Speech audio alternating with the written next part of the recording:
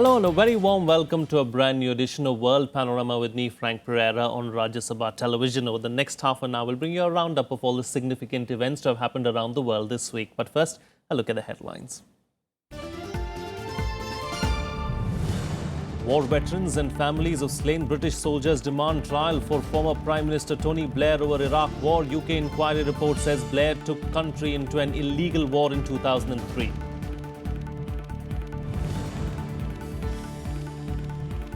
Face-off looms in South China Sea as international court gets set to rule on growing territorial disputes between China and the Southeast Asia neighbors. China conducts drills in the region before the ruling. US destroyers sail close to Chinese-held islands. The United States sanctions North Korean leader Kim Jong-un for the first time, accuses him of human rights abuses. 10 other top North Korean officials blacklisted.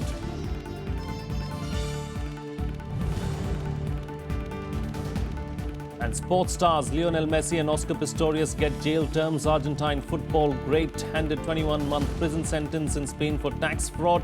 Pistorius sentenced for murdering girlfriend Riva Steenkamp.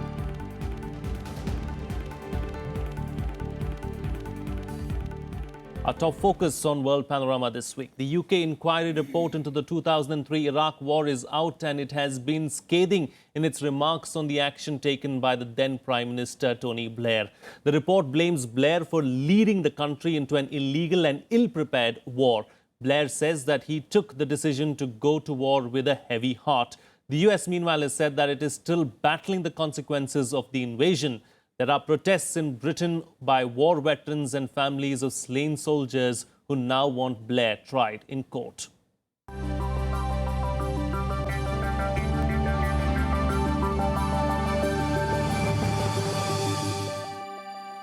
It is now clear that policy on Iraq was made on the basis of flawed intelligence and assessments. They were not challenged, and they should have been. The UK inquiry report on the US-led 2003 Iraq invasion is out. Former British Prime Minister Tony Blair now stands accused of leading the UK into an ill-planned, badly executed and illegal war to oust Iraqi dictator Saddam Hussein. The report kicking up a political storm in Britain. I believe there are some lessons that we do need to learn and, frankly, keep on learning. First, taking the country to war should always be a last resort and should only be done if all credible alternatives have been exhausted. The Chilcot report catalogues the failures in planning for post-conflict Iraq and then concludes that, and I quote, "the UK did not achieve its objectives." That lack of planning has also been evident in relation to Afghanistan, to Libya, to Syria, and most recently with no plan whatsoever for Brexit. Tony Blair saying he took the decision with heaviest of hearts, but added the inquiry proves he did not lie or deceive. Now, the inquiry claims that military action was not a last resort, though it also says it might have been necessary later. With respect, I didn't have the option of that delay. I had to decide. I thought of Saddam, his record, the character of his regime. I thought of our alliance with America, and it's important to us in the post-9/11 world, and I weighed it carefully. I took this decision with the heaviest of hearts. Anger in Britain as Iraq war veterans and families of the soldiers who died demanding Blair be taken to court. I'd like to see Tony Blair taken to court. I really would. I really, really would. And hopefully that will happen. I don't know whether it'll be in my lifetime, but hopefully something will be done about this. I'm very ashamed that we had to take part in something that was so illegal and, so immoral. At the time when I joined the army, I was a very young lad, I was only 18 years old. Ended up in the conflict around 19, I think maybe 20 years old. So, as a child, through a very young person's eyes, you don't really see the injustice. It's very much in retrospect that I saw what had happened. It didn't feel right when I was there. I'm very sad about what we did in Iraq. The US that led the 2003 invasion saying the Obama administration has been dealing with the consequences of the Iraq mistakes. The president's long-standing opposition to the invasion of Iraq is well known and has been extensively litigated. So what is true is that President Obama has been dealing with the consequences of that fateful decision for the entirety of his presidency. Future presidents will likely have to do the same. Iraq, that remains in chaos to this day, says the invasion led to threat of terrorism against the whole world. The decision to invade Iraq was a complete failure.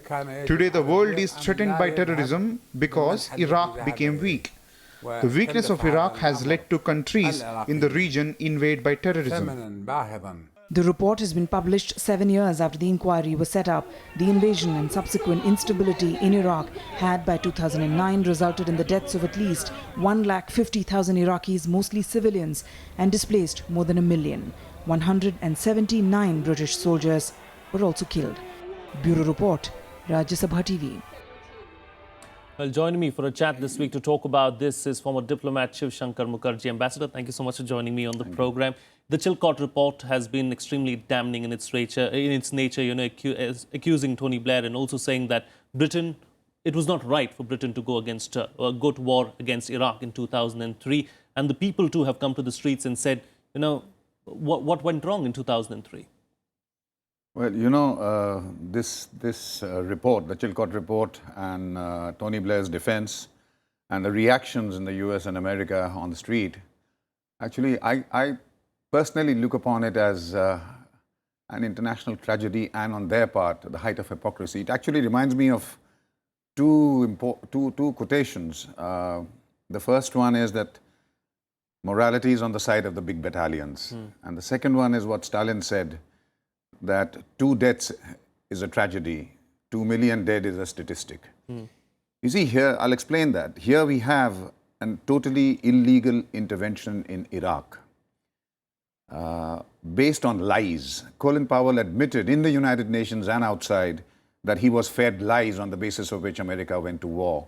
Frankly, even that was a lie. It wasn't just on intelligence inputs that America manufactured and untruthful intelligence inputs that America went to war. In a book written by Richard Clarke, who was in charge of security arrangements in America after 9/11, immediately after 9/11, he writes that President Bush, from the moment he entered the White House from his hideaway, focused on Saddam Hussein and insisted that evidence be found against Saddam. Probably the legacy of his father to finish what his father didn't, because after the First World War, Saddam remained in power for various other reasons.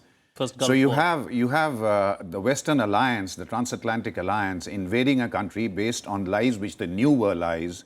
There were no weapons of mass destruction. You have the Chilcot report very, very starkly showing that the report from the intelligence agencies that were given to the British government, to the British Prime Minister, was deliberately what they call sexed up, changed to make it look as though there was imminent danger of Saddam acquiring chemical and biological and nuclear weapons. And that was presented as the reason for Britain going to war and joining America in that war. A tissue of lies from beginning to end. But the tragedy is, and that's why I quoted Stalin, and the fact that they will get away with it. All this hand-wringing by people on the street and so on is, to me, an utterly hypocritical reaction. Because on the other hand, what exactly did it lead to? One, Al-Qaeda, which was more or less in disarray after the US attack on Afghanistan following 9/11, and more or less localized, had a tremendous resurgence. You had the creation of ISIS. And you look at the Middle East today, you look at the acts of terrorism that over the last few weeks and months. That brings me to my next question. We are still paying for what the US and Britain did in 2003. I would go so far as to say, your question has an inbuilt answer. I would go so far as to say that the acts of the act of the Transatlantic Alliance and the war, the second Gulf War against Iraq, which actually resulted in the total resurgence of international terrorism, radical Islam, I would call that act itself an act of international terrorism. Indeed. I mean, there's no doubt about it. So should Bush and Blair be tried for war crimes? Frankly, the way the world is, as I said, morality is on the side of the big battalions. For them, a few statements of criticism against Tony Blair, his silly, hypocritical statement that I did it with a heavy heart and so on. You see, the message today is dominated also by the West. The message, and the message is a Western message. The messenger is the West. And the rest of the world can wring its hands, feel very sad and angry, but that's about all. I don't think you're looking at anything except outcries in the media here and there and so on before the dust settles down and the West embarks on its next policy of regime change somewhere or the other, like they've done in the Middle East now. They're attempting to do it in Syria, did it in Libya with the same horrible consequences. A nation admittedly ruled by a dictator, which is now ruled by terrorists. So on both counts, I feel that the world is not going to see any satisfaction in that real justice has been done, because justice, unfortunately, is victor's justice. As Indeed. Our great judge pointed out,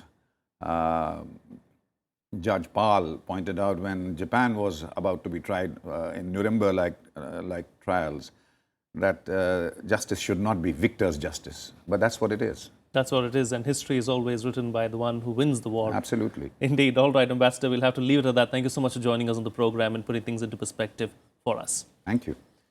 Well, moving on now, the US has sanctioned North Korean leader Kim Jong-un for the first time, accusing him of human rights abuses. 10 other top Korean officials have also been blacklisted. While North Korea is already under an extensive sanctions regime for its nuclear activities, analysts see the latest move as an escalation of US efforts to isolate the nation. Here's more.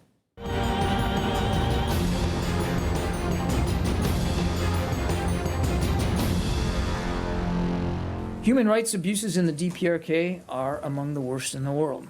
The government continues to commit extrajudicial killings, enforced disappearances, arbitrary arrest and detention, forced labor, and torture. The US sanctioning North Korean leader Kim Jong-un personally for the first time.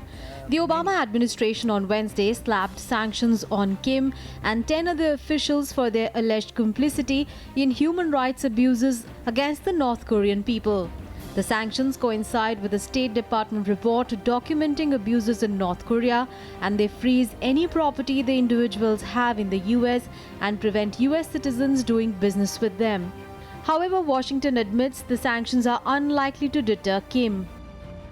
This is clearly a leader who has resisted many international efforts to curb his provocative behavior and to get him to make the kinds of responsible decisions that he should be making on behalf of his people. But it would send absolutely the wrong message to him and could embolden him to continue these depravities on his own people if you just sit by quietly and say nothing and do nothing and sanction nothing. The sanctions also extend to 5 North Korean state entities, including the Ministry of People's Security, which the report says oversees labor camps and other detention facilities where torture, execution, rape, starvation and forced labor takes place. Though there has been no reaction so far from North Korea, the developments are likely to increase tension in the Korean peninsula as they coincide with South Korean and US Marine troops conducting joint military training at a port near Seoul. South Korean and US Marine Corps are prepared in the most perfect manner to strongly punish any kind of threat from the enemies that threaten our national security. North Korea is already subject to heavy US as well as UN sanctions for its past nuclear and missile activity. But Wednesday's action marks for the first time regime officials have been sanctioned for human rights abuses. Bureau Report, Rajya Sabha TV. Well, it's time for a short break on the program now, but still to come, sporting greats shamed forever for their off-field offences. One sentenced to 6 years in jail, the other for 21 months for tax fraud. Details on the other side. Stay tuned, we'll be right back.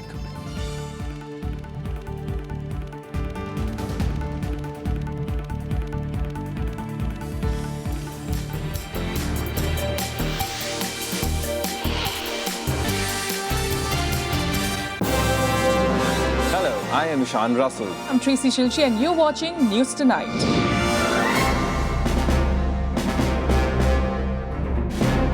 To together with the team of our dedicated professionals from across various fields. This is Shyam Sundar, Vishal Dahiya, Akhilesh Suman, Frank Pereira from Beijing, China. Kriti Mishra for Rajya Sabha Television.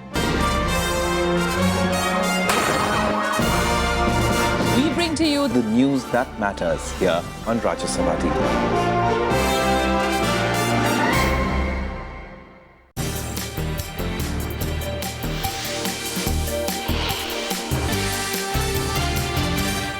Welcome back. You're watching Rajya Sabha Television. Well, next week's landmark ruling on the South China Sea will test the bounds of international order in the region as experts warn an altogether peaceful resolution is becoming increasingly difficult to see. With just days to go until the UN's Permanent Court of Arbitration hands down its decision on the long-ruling dispute between Philippines and China on Tuesday, the effects can already be felt.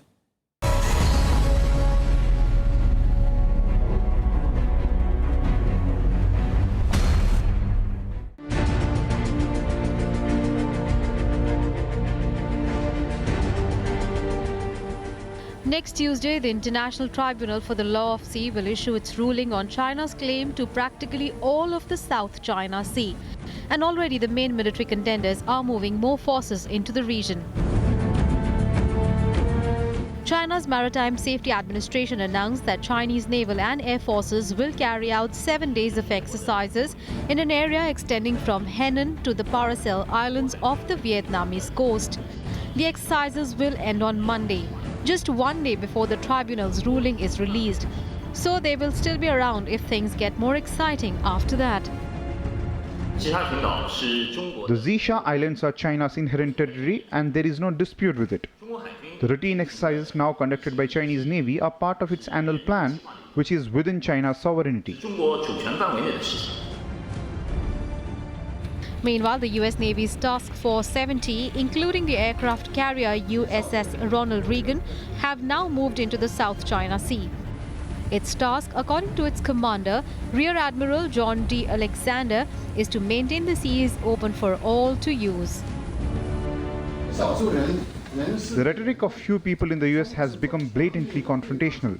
How would you feel if you were Chinese and read in the newspapers or watch it on TV report and footages about US aircraft carriers, naval ships and fighter jets flexing muscles right at your doorstep and hear a senior US official telling the troops to be ready to fight? The case at The Hague was launched by the Philippines in 2013. Months after China gained de facto control of the rocky outcrop Scarborough Shoal just over 100 nautical miles from the Philippines coast.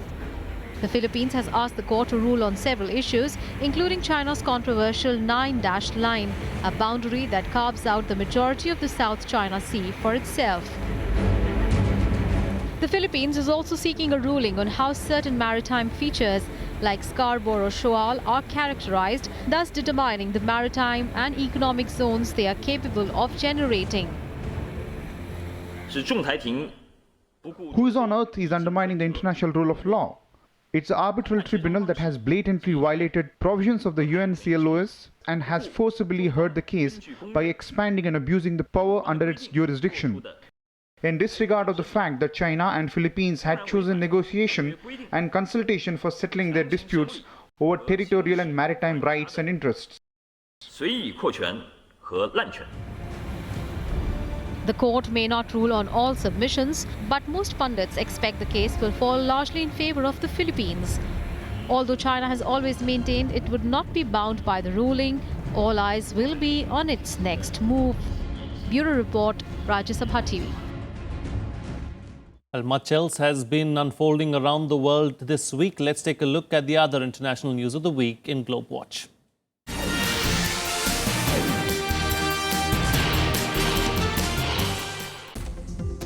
The United States State Department is to restart its investigation into Hillary Clinton's handling of classified material when she was the Secretary of State. The likely Democratic presidential nominee learned this week that she will not face criminal charges over use of private email. The FBI said that although she had sent and received sensitive material, there was no evidence of intent. Now that inquiry is over, the State Department will reopen its review. Downtown Dallas was in lockdown on Friday after at least one attacker shot 12 officers, 5 fatally during a protest over deadly police shootings of black men elsewhere in the United States. The suspected shooter was identified as Micah Xavier Johnson. Johnson is from the Dallas area and has served the Army Reserves for 6 years with a tour of duty in Afghanistan. The protests were sparked by the deaths of Philando Castile in Minnesota and Alton Sterling in Louisiana. Saudi Arabian officials said 19 people have been arrested, including 12 Pakistani nationals, following 3 bomb attacks that struck the country on Monday. The kingdom's interior ministry said that authorities had also identified suspects in 2 of the 3 attacks. A suicide bomber who killed 4 security officers and wounded 5 near a mosque in the western city of Medina was named as 26-year-old Saudi national Nair al-Mujahidi al-Balawi. A suspected pipe bomb injured 26 people on a passenger train in the Taiwanese capital late on Thursday. An initial probe by the police has ruled out terrorism as a reason for the attack. The blast shook Taipei's Songshan station close to midnight, and witnesses quoted on Taiwanese television described seeing a man leaving a long black device on the train just before the explosion. Police's initial findings also suggest that the explosive was detonated at close range and are also not ruling out the possibility that one of the 25 injured could be involved in the incident. Militants carrying bombs launched another deadly attack in Bangladesh on Thursday, killing 3 people at a huge prayer rally marking the start of Eid. Days after a mass murder of hostages in Dhaka, authorities said 2 policemen and a civilian were killed in the explosion and gunfire in Kishorganj district. One of the attackers was also shot dead and 4 of his suspected accomplices arrested.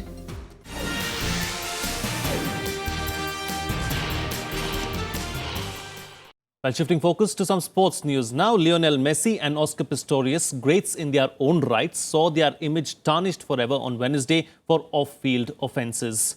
A fortnight into a sentiment-driven retirement from international football, Argentina and Barcelona striker Lionel Messi was sentenced to 21 months in prison by a Barcelona court. Elsewhere, South African Paralympic gold medalist Oscar Pistorius was sent to prison for 6 years for the 2013 murder of his girlfriend Riva Steenkamp. Here's a report.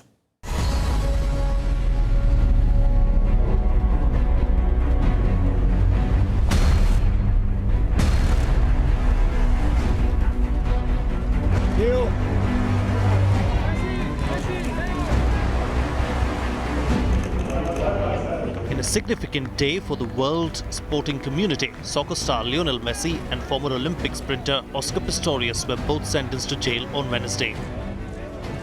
Messi, who plays for Barcelona, was found guilty of tax fraud to the amount of 4.1 million euros between 2007 and 2009. He was sentenced to 21 months in prison and about 2 million euros in fines. His father and co-defendant Jorge Messi was also sentenced to a prison term and financial penalty of 1.4 million euros. Barcelona fans had mixed reactions after Messi was sentenced on Wednesday. Obviously he's a very good footballer and he has a lot of influence for Barcelona, but if he has been breaking the law and he's been evading tax, then it would be unfair to treat him differently to someone else. So if he's broke the law, unfortunately the sentence is probably fair. Every time he steps on the field, I think he's going to be the same player that he's always been. I don't think it's going to affect him at all. Will it be a little tarnish on his record? Yeah, absolutely. That's something that will be on his record for forever. But I think when he's on the field, he's going to still be the great Messi that he is. However, neither Lionel Messi nor Jorge is expected to actually spend time in jail because Spain allows sentences under 2 years to be served under probation. Separately, Oscar Pistorius was sentenced to 6 years in jail for murdering his girlfriend Riva Steenkamp in 2013. The South African Paralympic athlete listened with his head down to the verdict that finally brought down the curtains on the trial drama. I am of the view that a long term of imprisonment will not serve justice in this matter. Mr. Pistorius, please rise.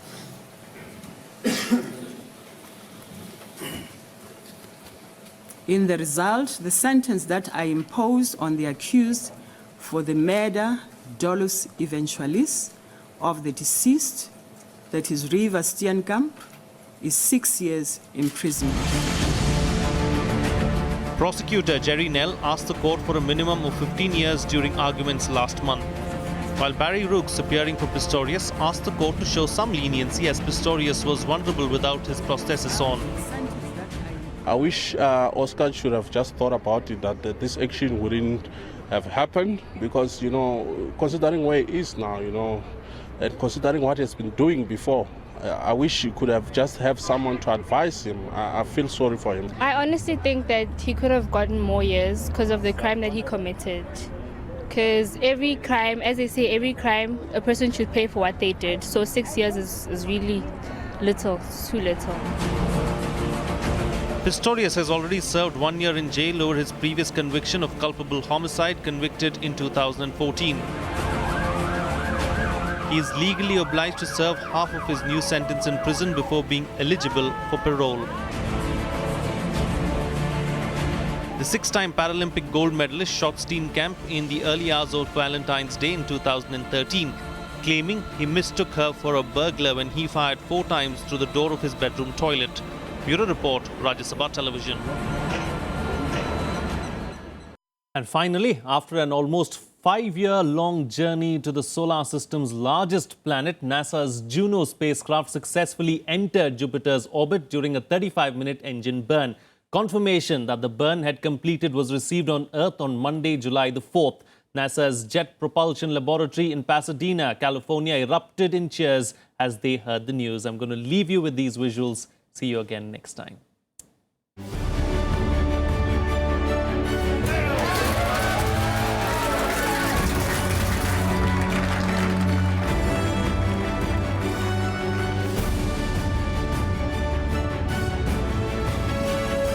NASA did it again.